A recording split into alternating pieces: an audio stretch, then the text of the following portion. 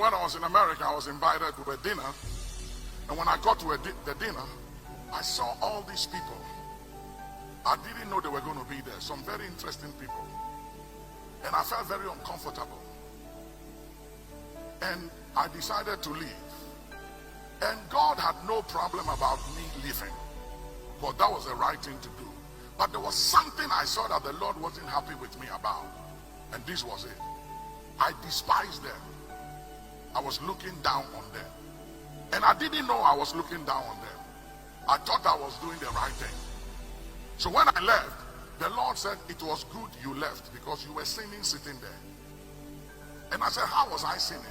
He said, you were despising them. You were looking at yourself and you thought you were better than them.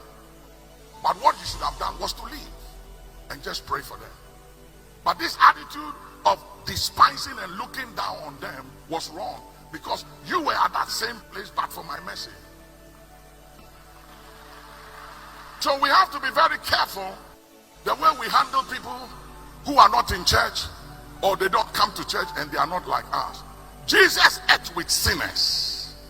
He ate with tax collectors. When Mary Magdalene broke the alabaster box, poured the oil out at his feet, washed his feet with her hair, that was a prostitute who Jesus had cast out of her 7 demons.